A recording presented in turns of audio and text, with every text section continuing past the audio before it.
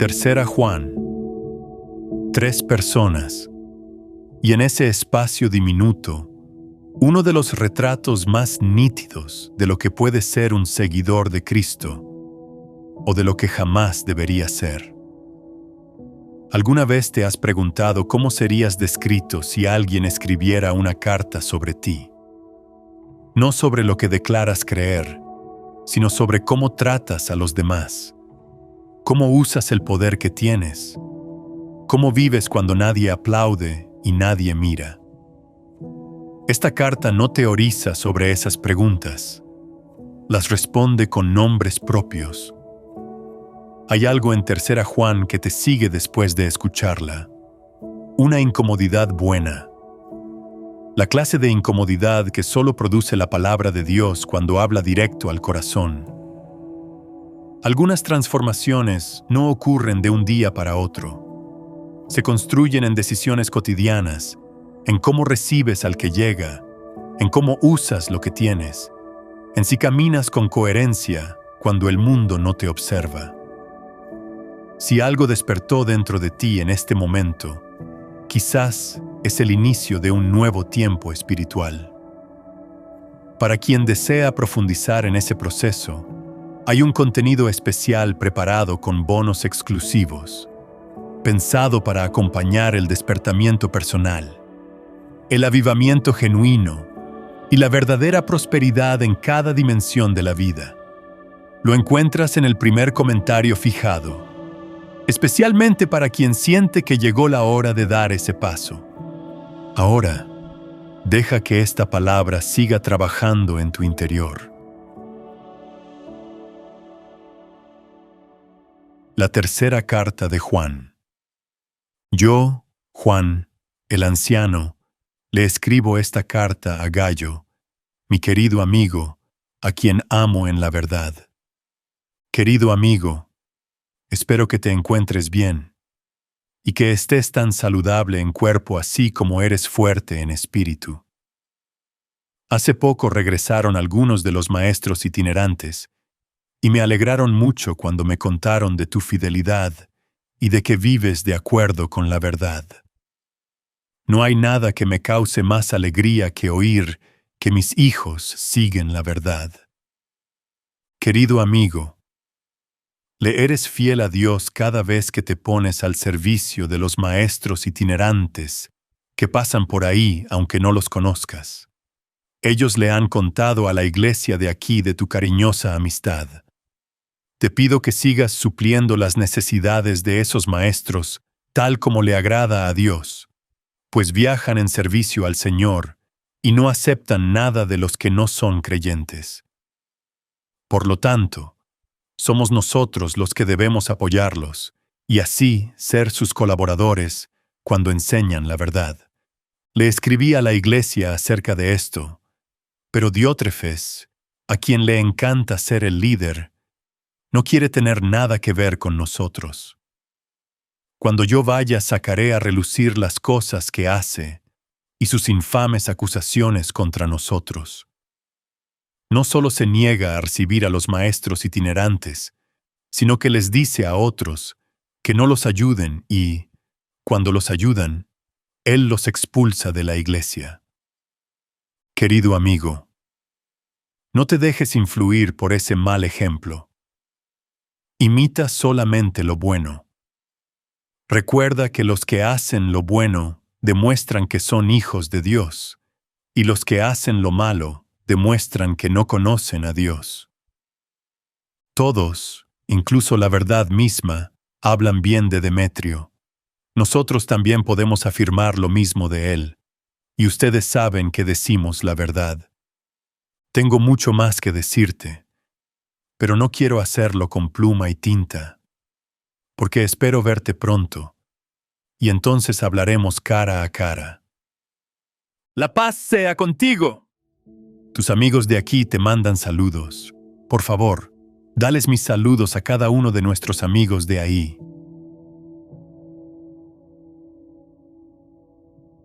Acabas de escuchar Tercera Juan, y si prestaste atención, ¿Notaste algo que pocas cartas del Nuevo Testamento logran con tanta economía de palabras?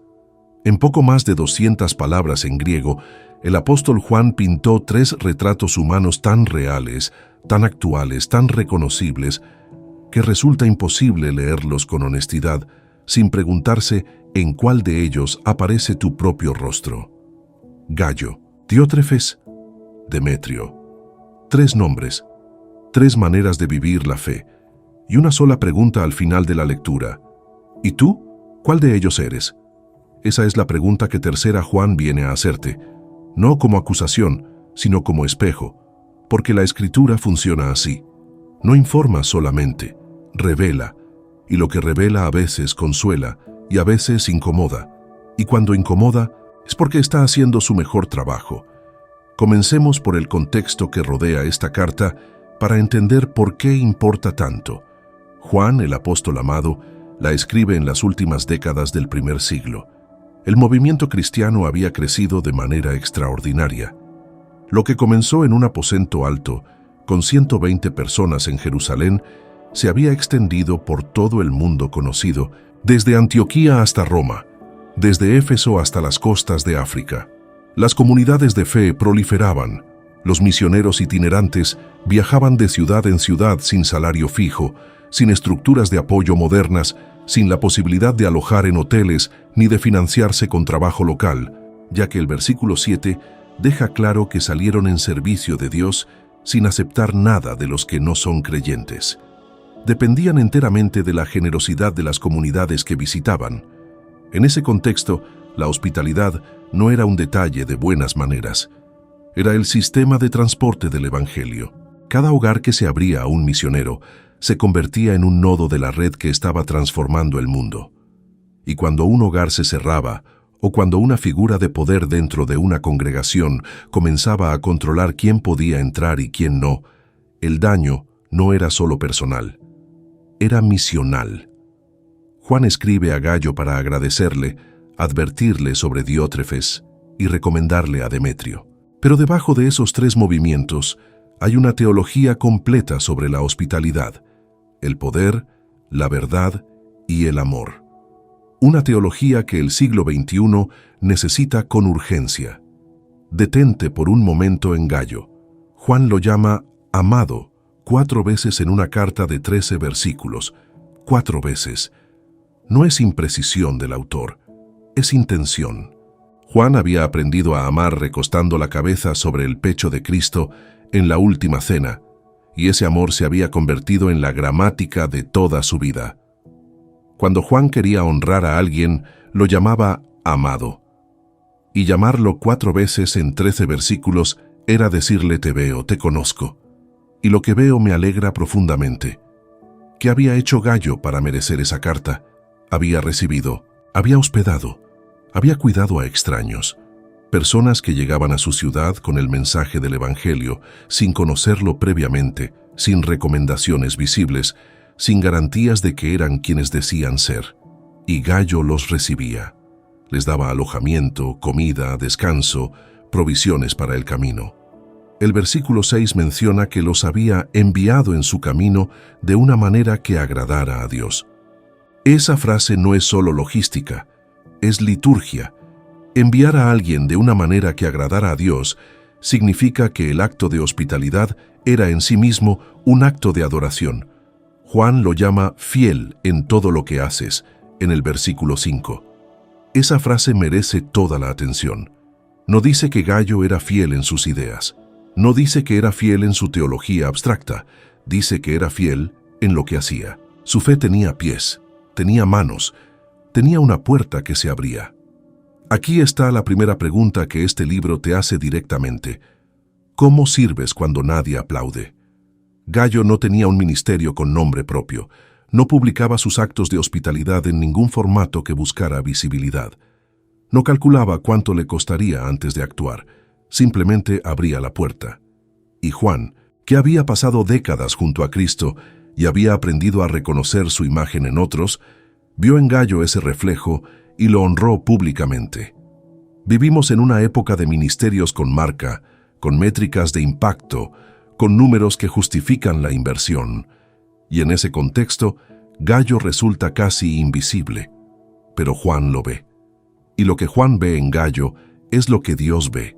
Alguien cuya fe se prueba en el cotidiano, en los gestos pequeños que nadie registra, pero que el cielo no olvida.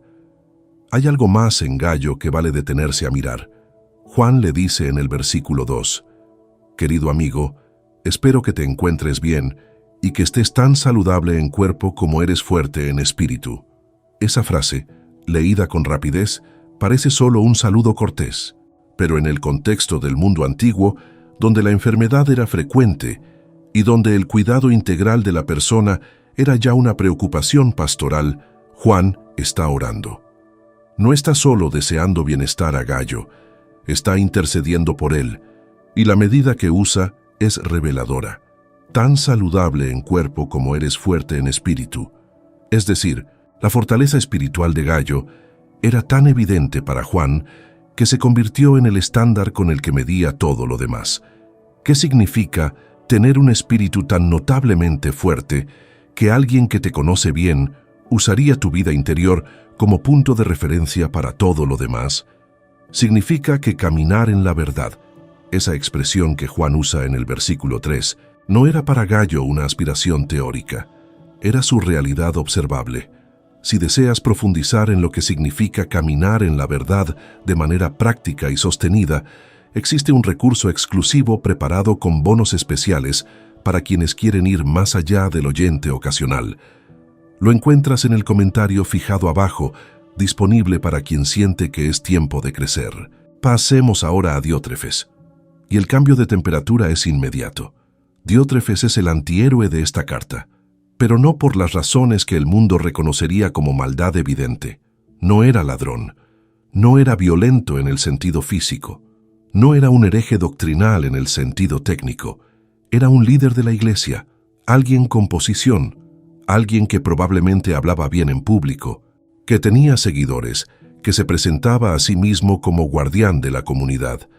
El problema de Diótrefes era más sutil y más peligroso que cualquier pecado visible. Le encantaba ser el primero. Juan lo dice con una precisión quirúrgica en el versículo 9. Diótrefes, a quien le encanta ser el líder, no nos acepta como autoridad. 4 palabras en el griego original. Philoproteuon, amante de la primacía, amante de ocupar el primer lugar. ¿Qué hacía con ese amor a la primacía?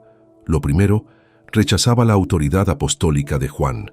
No reconocía sus instrucciones.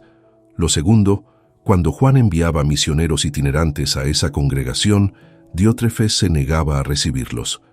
Lo tercero, si alguien dentro de la congregación intentaba recibirlos por su cuenta, Diótrefes los expulsaba de la iglesia. Y lo cuarto, levantaba acusaciones maliciosas contra Juan y los demás con palabras crueles. Ese es el retrato completo, y es aterrador, no por su espectacularidad, sino por su familiaridad. El amor al poder disfrazado de liderazgo espiritual es uno de los patrones más destructivos en la historia de la iglesia cristiana. Y Juan no lo suaviza. No intenta mantener la paz a expensas de la verdad. No dice, oremos por él y confiemos en que Dios lo corrija en su tiempo. Dice, cuando vaya, sacaré a relucir sus acciones. Lo confrontaré directamente y en público. Hay algo profundamente liberador en esa postura.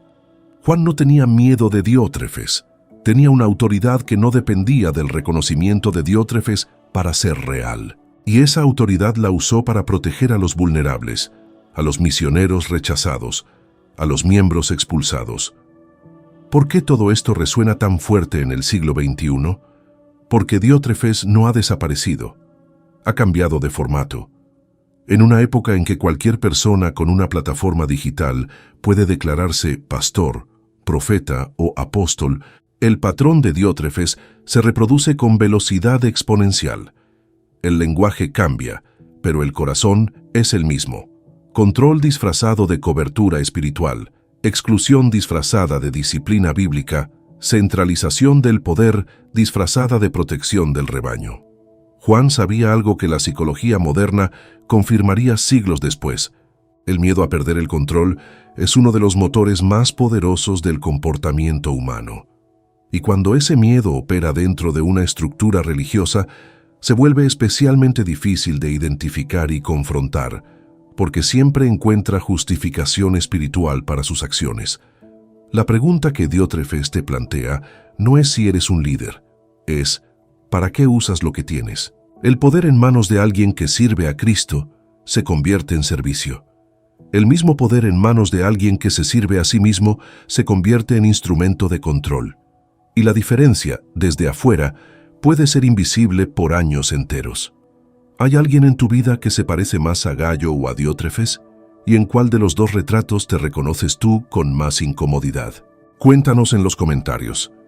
Estas conversaciones son parte de lo que hace que esta comunidad sea más que un canal de YouTube. Llegamos a Demetrio, y el contraste con Diótrefes es tan deliberado que resulta casi poético. Juan introduce a Demetrio en el versículo 12 con una garantía triple que en el mundo antiguo equivalía a la máxima credibilidad posible. Dice: todos hablan bien de Demetrio, incluso la verdad misma da testimonio de él. Y nosotros también lo recomendamos, y tú sabes que nuestra recomendación es verdadera. 3 testigos: la comunidad que lo conoce, la verdad misma y el apóstol Juan. En una cultura donde el testimonio de 2 o 3 testigos era el estándar legal de validación, Juan está poniendo 3. No sabemos con certeza quién era Demetrio. Algunos estudiosos sugieren que pudo haber sido quien llevó esta misma carta a Gayo, pero lo que importa más que su identidad biográfica es lo que representa. Alguien cuya reputación no fue construida, sino revelada. Alguien cuya vida era tan coherente, tan transparente, tan alineada con lo que decía creer, que la verdad misma lo confirmaba sin necesidad de que él lo reclamara.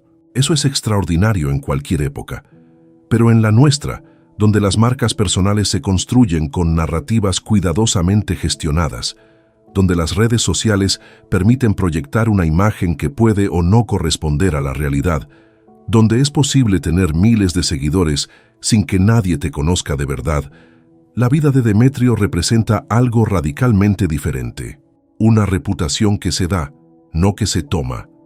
La frase «la verdad misma da testimonio de él» merece toda la atención. No dice que sus amigos dan testimonio. No dice que sus logros dan testimonio. Dice que la verdad misma, la realidad objetiva de su vida, coincidía con lo que profesaba. No había distancia entre el Demetrio que se mostraba en público y el Demetrio que existía en privado. Esa coherencia era tan profunda que Juan no necesitaba elaborar. Bastaba nombrarlo para que todos supieran de qué hablaba. En este punto conviene hacer una pausa y ver cómo los 3 retratos de esta carta señalan, cada uno a su manera, hacia Cristo.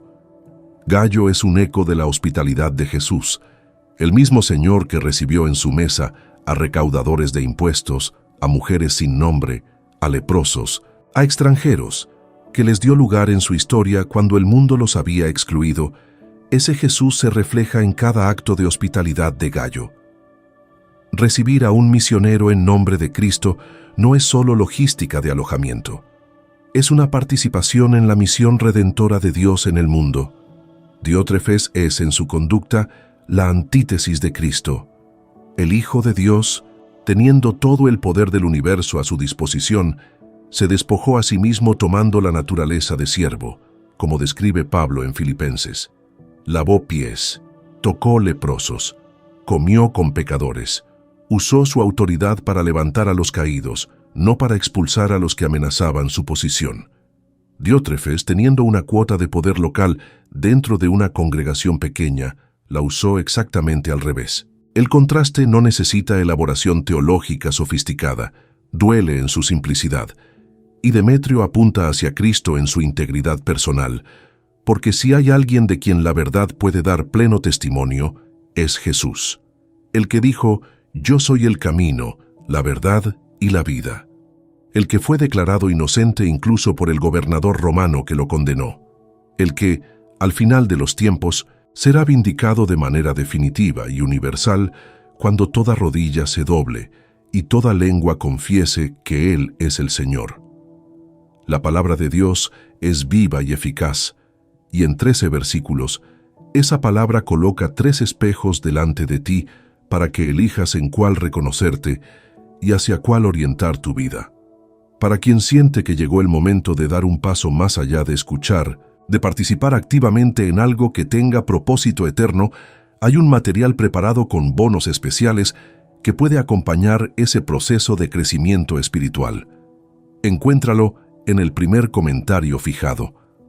Antes de continuar, vale la pena detenerse en algo que con frecuencia se omite cuando se estudia esta carta. La razón por la que Juan consideró necesario escribirla en primer lugar. No la escribe para informar a Gayo de novedades. No la escribe para saludar desde lejos. La escribe porque hay una crisis real en una congregación real, y esa crisis requiere una respuesta pastoral que no podía esperar hasta la próxima visita personal. El conflicto en torno a Diótrefes no era un desacuerdo menor de estilos de liderazgo. Era una fractura en la estructura del amor que debería sostener toda comunidad cristiana auténtica. Y Juan actúa, escribe, nombra, anuncia que irá a confrontar el problema cara a cara. Esa disposición a actuar frente al problema, a no dejar que la disfunción continúe en nombre de una paz superficial, es en sí misma una enseñanza de esta carta que a veces se pierde entre los 3 retratos. La paz en la comunidad cristiana no es ausencia de conflicto, es presencia de verdad, y cuando la verdad está siendo distorsionada, cuando los débiles están siendo perjudicados, cuando los misioneros están siendo rechazados y los miembros están siendo expulsados injustamente, la respuesta pastoral no es silencio diplomático, es lo que hace Juan: nombrar el problema, sostener a quienes están siendo afectados y confrontar a quien está causando el daño, con amor, con firmeza y con la autoridad que viene de haber caminado con Cristo. Hay algo más en 3 Juan que merece atención y que no siempre se comenta: el papel de la verdad como eje de toda la carta. Juan usa la palabra verdad 5 veces en 13 versículos. Es el concepto que todo lo sostiene. Y la manera en que lo usa revela una teología de la verdad que va mucho más allá de la exactitud doctrinal. Para Juan, caminar en la verdad no significa tener las respuestas correctas en un cuestionario teológico. Significa vivir de manera coherente con lo que crees. Significa que tu conducta privada corresponde a tus palabras públicas. Significa que el amor que proclamas se manifiesta en acciones concretas hacia personas concretas. Significa que la fe no es solo una declaración de posición, sino un camino que se recorre con los pies cada día. Gayo caminaba en la verdad, no porque hubiera aprobado un examen de doctrina, sino porque lo que creía sobre el amor de Dios se expresaba en amor real hacia las personas. Su teología tenía pies que caminaban hacia la puerta para abrirla. Sus manos extendían lo que el corazón había recibido. ¿Tiene la tuya esa misma dirección? Esta pregunta no busca producir culpa, busca producir honestidad. Porque la mayoría de nosotros, si somos honestos, reconocemos momentos en que nos parecemos a cada uno de los 3 personajes de esta carta. Hay momentos en que somos Gayo, cuando servimos sin que nadie registre el gesto, cuando recibimos al que no tiene dónde ir, cuando damos sin calcular el retorno, cuando la puerta de nuestra casa, de nuestra agenda, de nuestros recursos, se abre porque el amor de Dios en nosotros la empuja desde adentro.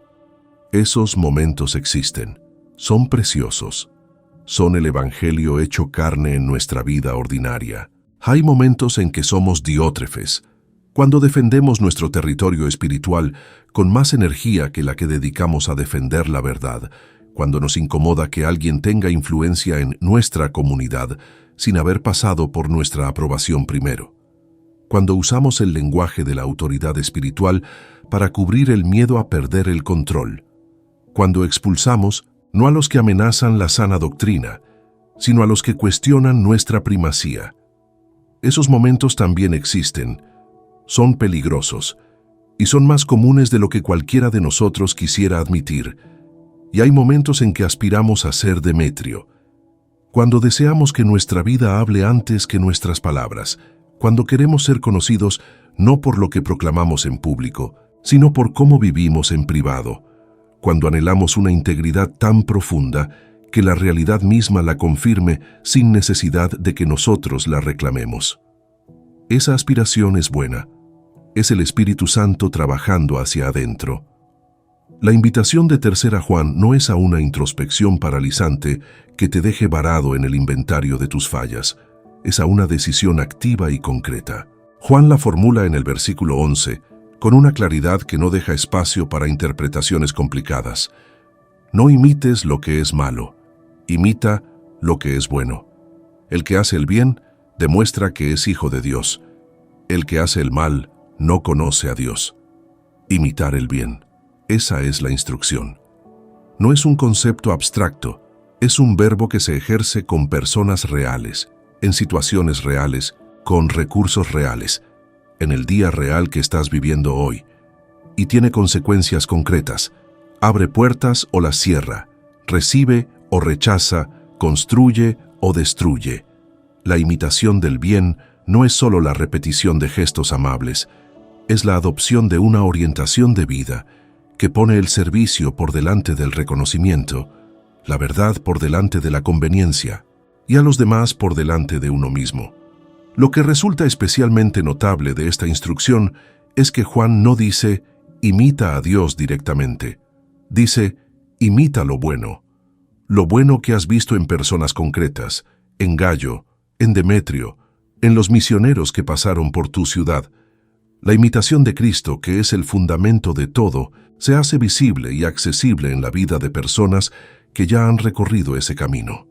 No es que Gayo o Demetrio sean el estándar final, es que son el estándar visible e inmediato. Son la versión que puedes tocar, escuchar y seguir en tu contexto concreto.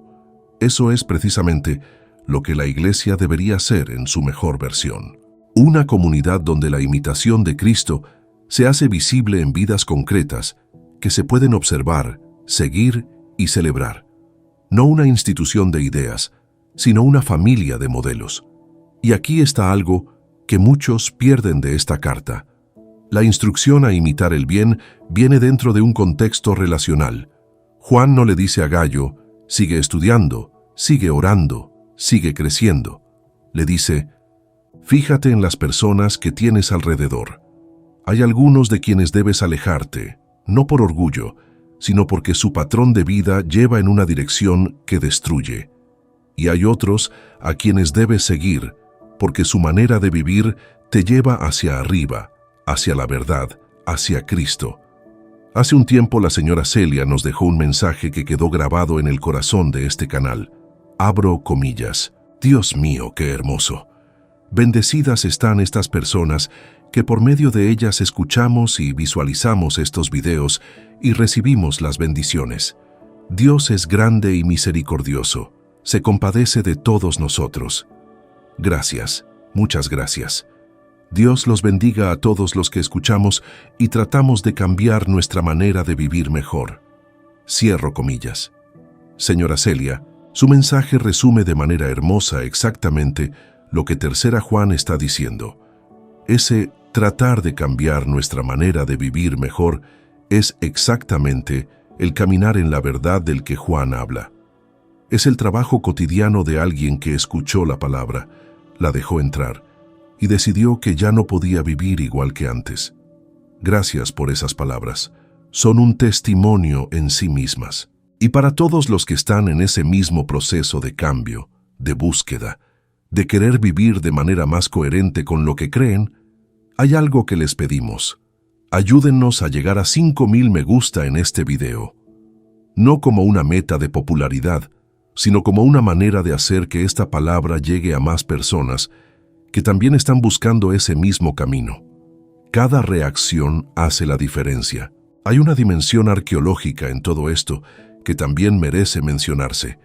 El mundo del primer siglo tenía una institución llamada patronazgo, que funcionaba como sistema de apoyo mutuo entre personas de distintos niveles socioeconómicos. Una persona de recursos ofrecía protección y apoyo a quienes dependían de ella, y estos a cambio le daban lealtad y servicio. Los misioneros itinerantes del Evangelio existían fuera de ese sistema, porque no tenían un patrón mundano que los sostuviera. Dependían de algo diferente, la solidaridad de la comunidad de fe. Lo que Gayo hacía entonces no era solo hospitalidad doméstica, era la creación de una red de apoyo alternativa al sistema romano de patronazgo. Era la iglesia funcionando como familia, como cuerpo, como sistema de cuidado mutuo que no necesitaba de la jerarquía imperial para funcionar. Era el reino de Dios operando con su propia lógica dentro de un mundo que operaba con una lógica completamente diferente. Ese contraste sigue siendo relevante. En un mundo organizado alrededor de transacciones, de intercambios, de yo te doy esto porque espero algo de vuelta, la hospitalidad desinteresada de Gayo sigue siendo radicalmente contracultural. Sigue siendo una declaración de que hay un sistema diferente operando. Sigue siendo evangelio en acción antes de que se pronuncie una sola palabra. ¿Qué versículo o qué retrato de 3 Juan habló más directamente a tu corazón hoy? Escríbenos en los comentarios. Nos alegra muchísimo saber cómo la palabra de Dios trabaja en cada vida de manera única. Hay un último elemento de esta carta que no puede quedar sin atención: el marco de afecto en que Juan coloca todo. Esta no es una carta de supervisión impersonal, no es un informe de auditoría espiritual, es una carta de amor. La escribe alguien que conoce a Gayo, que ora por él, que quiere ir a verlo cara a cara, que concluye diciendo la paz sea contigo y te saludan los amigos. En ese marco de afecto genuino, las confrontaciones más duras de la carta se vuelven posibles. Juan puede hablar de Diótrefes con tanta franqueza precisamente porque Gayo sabe que Juan habla desde el amor, no desde la crítica clínica. La verdad dicha en amor tiene un poder diferente a la verdad dicha en juicio. Entra de otra manera, produce fruto de otra manera, y eso también es un modelo para nosotros. La confrontación de lo malo dentro de la comunidad de fe no puede separarse del marco del amor sin volverse destructiva. No se trata de no confrontar. Juan confronta, directamente, sin eufemismos. Se trata de confrontar desde un lugar de amor tan real que la persona confrontada no tiene duda de que la motivación es su bien, no el triunfo del que habla. ¿Cuántas relaciones en tu vida necesitan esa combinación? Amor profundo que hace posible la honestidad sin actitud defensiva. Honestidad que se asienta en un amor tan establecido que no tambalea con la incomodidad. Eso también es el Evangelio. Y 3 Juan lo muestra en miniatura, en 13 versículos que han resistido 20 siglos. Antes de cerrar, hay algo que no puede quedar sin decir. 3 Juan presenta 3 retratos humanos, pero debajo de esos 3 retratos hay un cuarto, invisible en el texto pero presente en cada línea: el retrato de Jesucristo. Y frente a ese retrato, la pregunta más importante no es si te pareces más a Gayo o a Demetrio. La pregunta más importante es si estás en Cristo, porque solo desde adentro de esa relación se hace posible caminar en la verdad, servir sin ego y construir una reputación que la realidad misma confirme. Si hoy escuchaste esta palabra y algo despertó en tu interior, no lo dejes pasar. El primer paso no es complicado, aunque sí es serio. Reconoce que necesitas a Cristo, no como concepto intelectual, no como patrimonio cultural, no como figura histórica interesante, como Señor y Salvador de tu vida. Arrepiéntete de tus pecados con sinceridad delante de Dios, confiésalos sin esconder nada, y sé bautizado en el nombre de Jesucristo para el perdón de tus pecados. Ese es el comienzo, y es un comienzo que cambia todo lo que viene después. La hospitalidad de Gayo comenzó en un corazón transformado. La integridad de Demetrio nació de una convicción que iba más profundo que las apariencias. Todo comienza en ese primer paso de rendición a Cristo, y desde allí, la vida que el Espíritu construye en ti empieza a parecerse lentamente a los retratos que Juan admiró tanto. La palabra de Dios es viva y eficaz. Si este mensaje te bendijo, compártelo con alguien que también necesite mirar estos 3 retratos y decidir cuál imitar. Envíaselo a esa persona que está buscando a ese amigo que está pensando, a ese familiar que está cerca pero todavía afuera. Y suscríbete a la Palabra Viviente para seguir encontrando a Cristo en cada página de la Biblia, de Génesis hasta Apocalipsis, sin saltarnos nada, sin apresurarnos, dejando que cada libro hable en su propio tono y a su propio tiempo.